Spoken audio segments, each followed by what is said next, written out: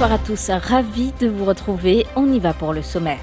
La Special Striking Team a encore frappé. Cette fois, c'est un commerçant de la capitale qui a été arrêté. Une importante quantité de hashish et une forte somme d'argent ont été saisis dans son magasin cet après-midi. Trahi par des caméras de surveillance, un jeune de 24 ans arrêté pour une série de cambriolages dans des villas à Tamarin. Il est soupçonné d'avoir dérobé des bijoux, de l'argent et des montres de valeur. Le suspect est maintenu en détention. Il s'apprêtait à traverser la rue sur un passage piéton. Un enfant de 8 ans victime d'un délit de fuite à Petite-Rivière-Noire. Le chauffard activement recherché. La mère du petit parle d'un accident de trop à cet endroit. Xavier-Luc Duval réclame un boni de 14e mois pour se touchant moins de 50 000 roupies. Sudesh Kalichen reste évasif sur la question. Il faudra des consultations préalables avec les différents partenaires, affirme le ministre du Travail. C'était lors de la Private Notice Question à l'Assemblée nationale ce matin. L'avocat Ramavala Eden et le juriste Ivor Tanyana saisissent la Cour suprême pour s'opposer à l'exercice de réenregistrement des cartes SIM. Une plainte constitutionnelle déposée ce mardi pour réclamer l'annulation de cette décision des autorités. Il n'est pas inconnu des services de police. Un commerçant de la capitale arrêté par la Special Striking Team cet après-midi à Plaine Verte. Il s'agit de Mohsin Hussein Khan Ali Khan, 55 ans. Lors d'une perquisition des hommes de l'ASP à Chikjagai dans son magasin, ils sont tombés sur plus de 5 millions de roupies de drogue, soit environ 800 grammes de hashish et 166 grammes de drogue de synthèse, de même qu'une somme de 300 000 roupies. Le propriétaire a été arrêté et plusieurs locaux utilisés comme entrepôt dans la région de Plaine Verte seront perquisitionnés par la SST. Je vous en parlais dans les titres. Trahis par des caméras de surveillance, un jeune de 24 ans a été arrêté pour une série de cambriolages dans les villas à Tamarin. Il est soupçonné d'avoir dérobé des bijoux, de l'argent et des montres de valeur. Nassifrou Djoumrati, Rutrajessa. Ciblant des villas situées dans des morcellement sécurisés à Tamarin, le suspect, un dénommé Jasmin, âgé de 24 ans. Le jeune homme a été arrêté pour une série de cambriolages. Sa capture a été rendue possible grâce aux images des caméras de surveillance. Aux petites heures hier, les agents du surintendant Sibaluk de la CID de la Western Division ont procédé à son arrestation à son domicile à Tamarin. Les actes de vol remontent au 10 novembre et depuis, le jeune homme de 24 ans a continué à perpétrer ses méfaits. Une des victimes, un ressortissant sud-africain, a déclaré dans sa plainte que le suspect avait agi alors que sa villa était inoccupée. Le jeune homme aurait attendu le départ de son épouse pour passer à l'acte, ignorant que ses actions étaient capturées par les caméras de surveillance couvrant la villa. Des bijoux, de l'argent et des montres de valeur, notamment des Rolex et des Swatch, ont été dérobés grâce au enregistrement vidéo et à l'identification du suspect par des témoins. Ce dernier a pu être retracé. Il est actuellement maintenu en détention. Victime d'un délit de fuite alors qu'il s'apprêtait à traverser la rue sur un passage piéton à Petite-Rivière-Noire, un enfant de 8 ans a été renversé par une voiture samedi dernier. Le chauffard ne s'est pas arrêté. Il est activement recherché alors que l'enfant a dû recevoir des soins à l'hôpital Yves Quentin. La mère du petit parle d'un accident de trop à cet endroit. Mon gosse vient de faire un accident. Je peux débouter le crossing. Même l'espace quelques minutes, mais pas même qu'elle est en récit arrive côté lui. Pour faire les traverser, un transport, une tapoli, mais aussi c'est la foule du monde devant moi. Faut pas comprendre qui est arrivé. Et ben là, les enfants sont tombés. Les enfants sont tombés dans le chemin, un transport, une tapoli, me dégager, me vini. Ça, crossing qui est dans la balade, extra dangereux, pas premier accident qui est arrivé, là. Pas connaître, me pas comprendre, me n'abrite dans ça là. Me sentiment pas bien de mon tous mes enfants en bas, me paniquer mon tout. C'était enfin dégager nous pour aller nous à l'hôpital. Me à la police me se donne déclaration et la caméra le chemin là, juste précoce crossing là mais pas trop non nie. Le crossing là il pas même trop le crossing là. Et pas premier accident qui est arrivé. Ça transport qui tape mon garçon là, tika puis mon garçon ça zoula. Insista pa li na ali di pan gete pan noni. En censé tiena du monde là. L'alban l'auto c'est qui ne vini pas de yezut na arrêté zut. De ban ras mes enfants. Sinon moi pas connais que je parie mon garçon de salaire là. Moi je peux perdre mes enfants. Sudesh Kalichun ne se prononce pas sur le paiement du boni de 14e mois. Le ministre du Travail, le ministre du Travail répondait à la PNQ du leader de l'opposition ce matin à l'Assemblée nationale. Le gouvernement, dit-il, doit tenir des consultations au préalable avec des représentants des employeurs. Dans la foulée, le ministre du Travail annonce que le comité chargé de revoir le salaire minimum soumettra son rapport à la fin de ce mois-ci. Government revenues, which have been boosted by depreciation of the rupee and inflation, have increased by 70 billion rupees a year compared to pre-COVID. 70 billion. MRA just published a figure, 23 billion rupees more money than the previous year, Mr. Speaker. This is why I'm saying company profits are huge. What's your question? What is your question? If you're patient, maybe I will get a chance. What's your question? Yes. Company profits are huge. Money representing taxes from the people of Mauritius have jumped and boosted, Mr. Speaker. This is why. And the people are suffering. 82% of workers are complaining about the purchasing power under this government. This is why I'm saying to the government. Now you're making a statement. You're making a speech. I am. I have Thank to you. regulate the business of the House. I'm asking you, put your direct question to the minister. As many questions as you have. No statement, no debate. I will put the questions as I see I have to put the question, Mr. Speaker. Now, I'm going to ask the minister, given that huge increase in government revenue, 70 billion rupees, given huge increases of company profits, whether and loss of purchasing power of the population, 9% inflation up to September 2023, will he not consider making it mandatory? Because the increase in prices is for everyone, not just large company employees. We consider making it mandatory for every employer to pay and provide for some mechanism like the WAS Let the minister answer. Oh. We got your question. companies who cannot afford it. Mr. Speaker, sir, whenever there is an amendment to the Workers' Rights Act or any other legislation, they themselves come to this very house and say that whether there has been consultation, what will be the impact on this measure on companies? They are always vocal about it. Us, Honorable Utim, us, his colleague, Honorable Balamoudi, in all his speeches, whether there has been consulted. I have made it clear earlier. For us to legislate on the issue, we'll have to hold proper consultations because we are a responsible government. Et revenant sur sa PNQ face à la presse cet après-midi, Xavier-Luc Duval a justifié sa demande en se basant sur les profits de 19 principales entreprises du privé. En 2019, il totalisait 13 milliards de roupies, alors que cette année, le chiffre est de plus de 42 milliards de roupies. Tout une grande compagnie. Mon prend le profit en 2019. Ça 19 compagnies là, je totalise 13 millions de roupies profit en 2019. Je donne juste pour checker ce d'envie. En 2023, cette année-ci, ça même 19 compagnies là, il fait 42 millions de roupies profit. 13 millions de roupies profit 2019 avant Covid. Laisse-moi la Covid là, car on va battre la moque, nous ne connaissons pas. Après là, 42 milliards 392 millions de roupies profit pour ces 19 compagnies là. Qui ne peut pas payer 13e mois là, besoin de consultation, 14e mois, besoin de consultation. Et où là? Maintenant, si nous regardons même l'année dernière, 42 milliards de roupies profit, milliards, hein, si vous voulez, pas millions, hein, 42 milliards de roupies profit 2023, 2022, 24 milliards de roupies profit.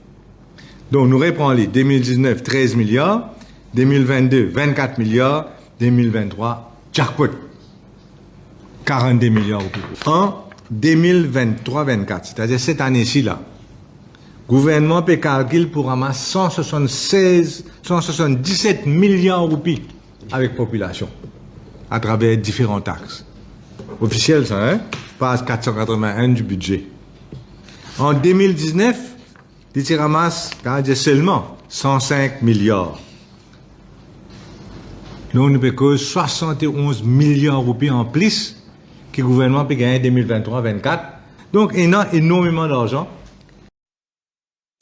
Le rapport du Forensic Science Laboratory devrait confirmer si du fentanyl fait partie des drogues saisies lors d'un raid de la police dans une rave party à Fond-du-Sac. Précision de Pravin Jugnauth qui répondait à une question supplémentaire du député Nando Boda à l'Assemblée nationale ce matin. Le Premier ministre qui fait toutefois ressortir qu'aucun cas de consommation ou de possession du fentanyl n'a été enregistré à Maurice au 17 novembre dernier. Extrait.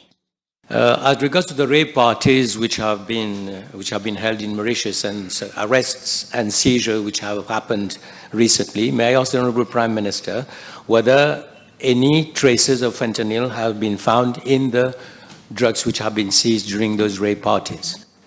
Well, Mr. Speaker, the Honourable Member must be realistic. I have been informed that when a search was carried out at a recent rape party, some people have been arrested, some suspected drugs have been seized. But we need to send them to the FSL for them to analyze and then to give a report so that we will know what kind of drug it is. This cannot be done in a day or two. So I cannot say what kind of drug, if ever, has been seized. It will only, after analysis from the FSL, that we will be able to say so. Par ailleurs, le député Abbas Mahmoud a lui interpellé le Premier ministre sur les mesures qui seront prises pour rétablir l'image et la confiance dans les institutions telles que le bureau du commissaire électoral. Suivant les pétitions électorales depuis 2019, Pravin Jugnauth est catégorique, c'est à l'opposition de présenter des excuses sans réserve. To answer the honourable member's question, therefore, I should say that it is not for me, nor for the Electoral Supervisory Commission or the Electoral Commissioner's Office to take steps to repair the damage caused to their reputation. But it is for this opposition, which has day and night since 2019 bashed those institutions and the hard-working and decent persons who man them to do an introspection and ask themselves whether it was right for them to have acted so irresponsibly. It will be for this opposition to repair the damage done by tendering their unreserved apology to the chairperson and members of the Electoral Supervisory Commission. 75 millions de roupies, c'est la somme réclamée par la société Betamax à la State Trading Corporation pour les frais encourus devant la Cour suprême dans l'affaire qui oppose les deux sociétés. Cette réclamation a été émise le 20 octobre dernier, comme l'a informé la ministre du Commerce à l'Assemblée nationale cet après-midi, en réponse à une interpellation du député MMM Reza Outim. Doreen Chakori a également détaillé les honoraires versés par la State Trading Corporation. Plus de 69,4 millions de roupies ont été payés aux avocats pour l'affaire portée devant le Singapore International Arbitration Center. En outre, 13,2 millions de roupies ont été versés pour les procédures engagées par les avocats devant la Haute Cour de l'État de Karnataka. En ce qui concerne le cas débattu devant la Cour suprême, près de 28 millions de roupies ont été décaissés. Enfin, 43,3 millions de roupies ont été alloués aux avocats qui ont plaidé devant le Privy Council. Le montant total de ces dépenses s'élève ainsi à 234 millions de roupies. Jamir Yadali, conseiller au bureau du vice-premier ministre Anwar Hosnou, a été entendu par le CCID ce mardi dans le cadre de l'enquête initiée sur les incidents survenus à la Citadelle le 21 octobre dernier. Il a expliqué aux enquêteurs qu'il avait ce jour-là contacté 3 hauts gradés de la police pour évoquer de possibles dérapages lors de ce concert. Jamir Yadali a cité les noms des 3 policiers, la CP Mado et les DCP Jogwu et Beacon. Il devait préciser que seul le DCP Beacon n'avait pas répondu à ses appels ce jour-là. Jamir Yadali a aussi produit un relevé de ses appels aux enquêteurs. Il était accompagné de son avocat, Maître Assad Pirou, lors de cet exercice aujourd'hui. Donc, mon client fin d'une 3 l'enquête dans cet incident-là. Et mon client fin expliquer qu'il depuis 19h20, c'est-à-dire presque 2 heures de temps avant l'incident, il fin informe superior officers of the police force. Il mentionne 3 noms de 3 superior officers et il fin dire qu'il 19h20, premier l'air qu'il fin téléphone un officier, deuxième officier c'est vers les 20h15, en 3 reprises il fin téléphone sa policier là. Malheureusement, l'appel pas fin rentrer parce que le policier là pas arrivé pas être à Maurice. Et troisièmement, je pensais vers les 20h30 par là, il fin téléphone le 3e supérieur officier et il fin recevoir call là. Donc, il fin zodi accompagne les zodi pour nous remettre à la police ça et photocopie of the phone log parce que la police finit examine ce téléphone et que ça peut certifier qui définitivement de bonne foi Mr. Yadali informe les autorités qu'il y a une information depuis Bandimoun qu'il mentionne ce nom dans l'enquête et que ça Bandimoun là aussi Zodi c'est Bandimoun qui vient coopérer ensemble avec mon client pour informer les autorités qui sont capables d'arriver à un incident.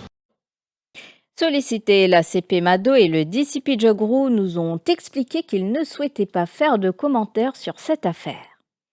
L'avocat Rama Valaiden et le juriste Aivo Tanyan s'opposent au réenregistrement des cartes SIM. Ils ont déposé une plainte constitutionnelle en Cour suprême ce mardi. Les 2 hommes demandent à la justice de statuer que cette décision des autorités est anticonstitutionnelle.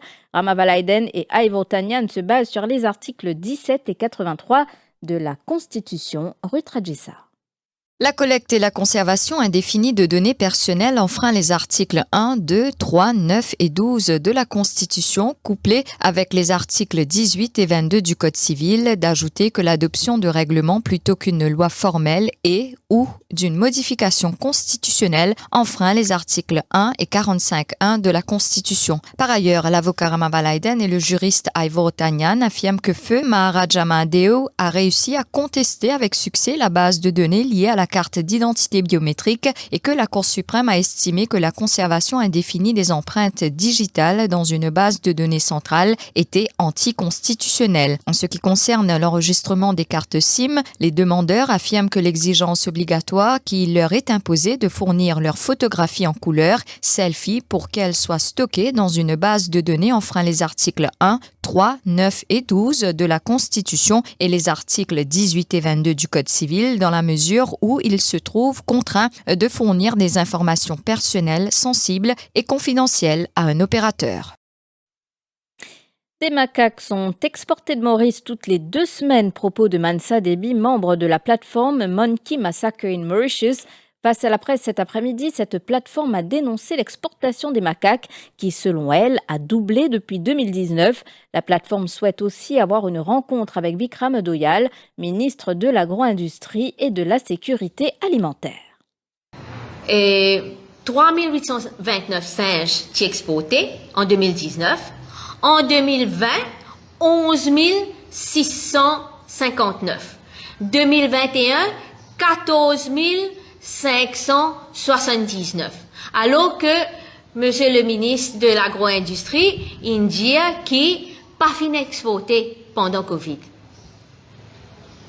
Mais avec ça, un chiffre qui doublé, triplé, justement pendant Covid là et après, posez la question, comme nous posons la question, est-ce que tout ça, un singe là, peut produire sous conditions d'élevage? Je suis content d'informer aussi qu'il nous finit d'écrire, Monsieur le ministre, une lettre qui nous peut déposer bientôt pour demander une rencontre. Parce que justement, comme nous finissons souligner, ça bonne réponse parlementaire là, pas du tout refléter bonne information qui nous est là par rapport à fréquence de bon avion qui peut venir prendre un singe pour aller, le nombre de ban la trappe qui trouve l'eau ban terrain d'état, et également ban témoignage qui nous fait recevoir jusqu'à présent. 20h passées de 23 minutes, la suite après la pub.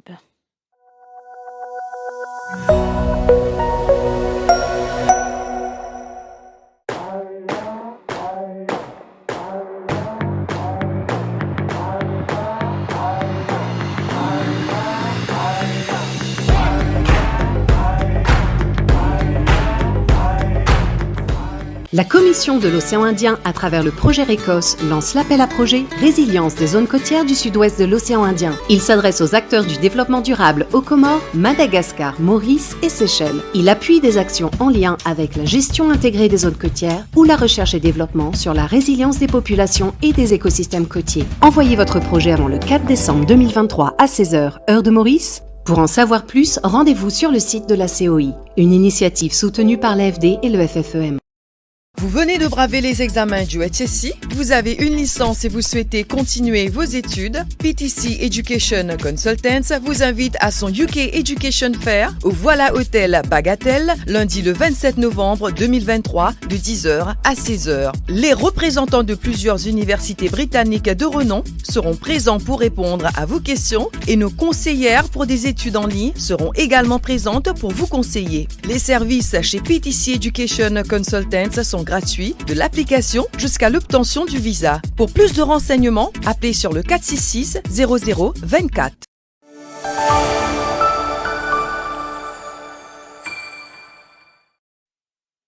Parlons football à présent. Après sa défaite d'entrée contre le Cameroun, le Club M dispute son deuxième match des éliminatoires de la Coupe du Monde 2026 ce mardi face à l'Angola au complexe sportif de Côte d'Or. Le match débutera à 20h. C'est la deuxième fois cette année que Maurice défie l'Angola. La première confrontation avait tourné en faveur des Mauriciens en juillet dernier lors de la COSAFA Cup en Afrique du Sud.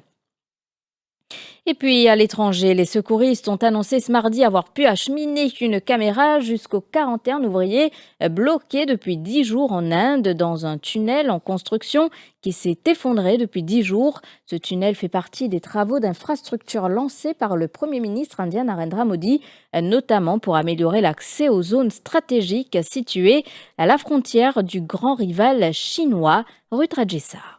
Une caméra endoscopique filme pour la première fois les travailleurs indiens vivant piégés dans un tunnel routier effondré depuis 10 jours. Un sauvetage complexe dans l'Himalaya indien. Les équipes de secours communiquent avec les ouvriers piégés par radio. De la nourriture, de l'eau, de l'oxygène et des médicaments leur sont envoyés par un tuyau de 15 cm de diamètre. Un nouveau tuyau plus large a pu être mis en place pour envoyer davantage d'aide.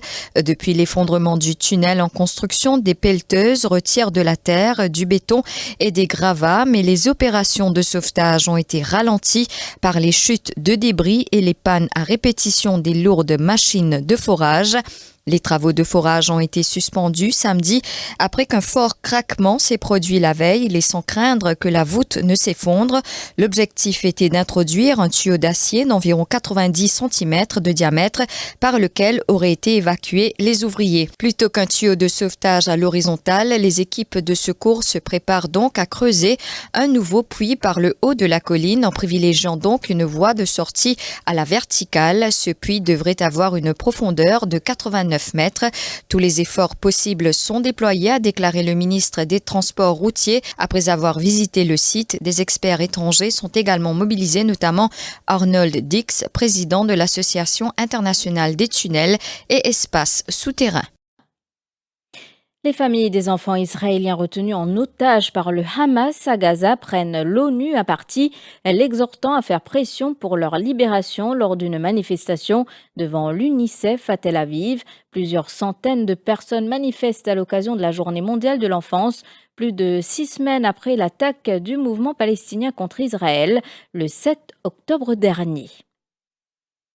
Et la montée du niveau de la mer menace d'engloutir les Maldives, où l'eau douce commence déjà à manquer, mais le nouveau président de l'archipel de l'océan Indien refuse toute relocalisation de sa population à l'étranger. Cet ingénieur du génie civil de 45 ans, formé au Royaume-Uni, promet au contraire un ambitieux programme de réhabilitation des terres et de surélevation des îles que critiquent des organisations environnementales. Environ 80% de l'archipel des Maldives sont situés à moins d'1 mètre au-dessus du niveau de la mer, soit l'un des pays les plus menacés par la hausse du niveau de la mer en raison du changement climatique. Voilà, fin de cette édition. Merci de l'avoir suivi. Belle soirée à vous.